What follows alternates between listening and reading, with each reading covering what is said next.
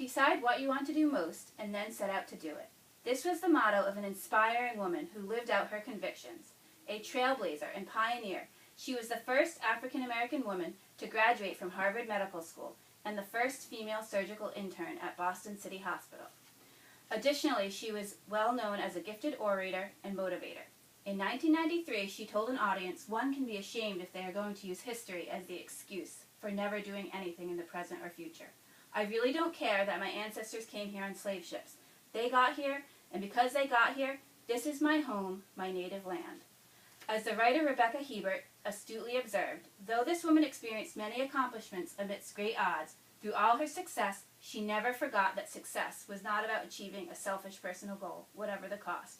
Rather, she showed that we must consider the lives of those that are weakest, most vulnerable, and most persecuted in our midst.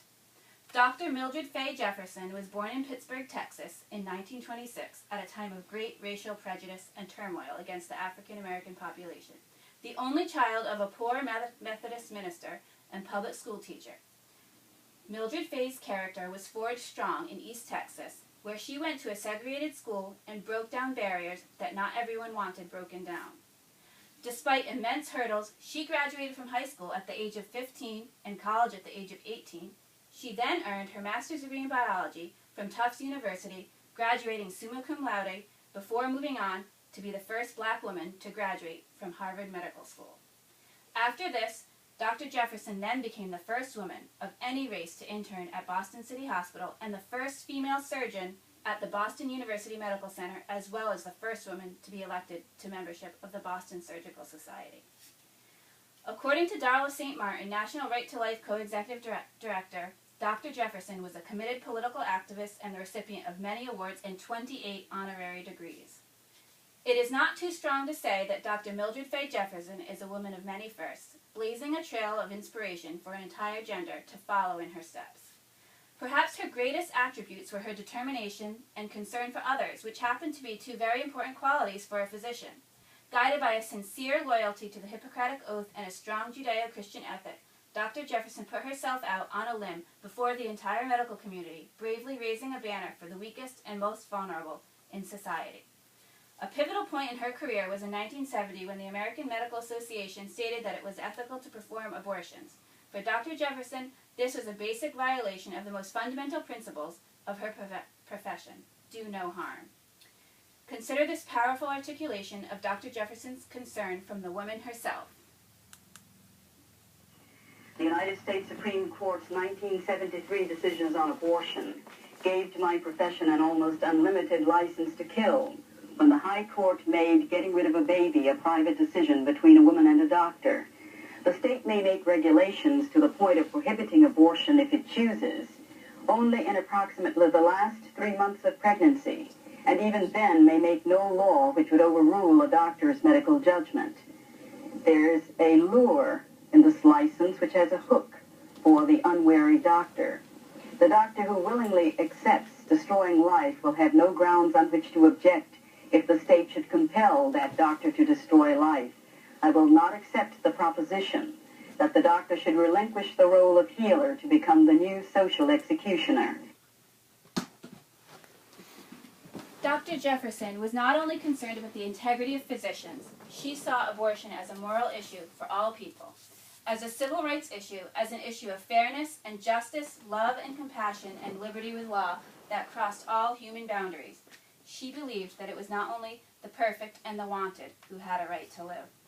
Journalist Dave Andresco deftly stated that as an African-American woman, she keenly understood the power of invidious discrimination. Dr. Jefferson herself grew up in a world and an environment in which a black girl was perhaps not everyone's idea of the perfect or the wanted. She understood that it is not for the strong, the powerful, the eloquent, the born to choose life for the weak, the oppressed, the voiceless, the unborn. Mildred Jefferson truly was a bold and compelling spokeswoman for an unpopular cause. You see, in her eyes, abortion was a civil rights issue with comparatively large proportions of abortions happening to African American children. Dr. Jefferson stated that more Americans of African descent have died in the abortion chambers than have died in all the years of slavery and lynchings. Dr. Jefferson was concerned for all life, regardless of race, gender, religion, or age. though she was best known for her longtime support and involvement in the Right to Life movement in America, having helped to establish the National Right to Life Committee, serving 3 times as its president. She had an immense influence on the broader medical community. According to the Harvard University biography of Dr. Jefferson, Jefferson's experience and longtime interest in medical jurisprudence, medical ethics, and the relationship between medicine and law helped redefine and expand the Right to Life movement. In addition to anti-abortion activities, Right to Life groups organized protests against euthanasia, infanticide, human cloning, and embryonic stem cell research. Jefferson also organized and chaired several local and national citizen action groups, including the Ad Hoc Citizen Select Committee on Public Health Oversight, which focused on national health issues. She appeared as an expert witness at several key trials and provided testimony at congressional, state legislative, and municipal hearings. In addition to serving as a board member, trustee, and advisor for numerous academic institutions, Jefferson participated in several national policy-making organizations, including Citizens for America, organized by former President Ronald Reagan.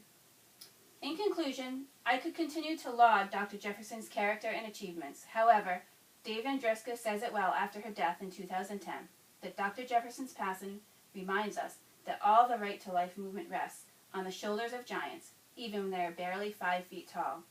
Though tiny in stature, Mildred Fay Jefferson defied many odds against her, stood tall in her immense determination and concern for others, and indeed left a mighty legacy. Good job.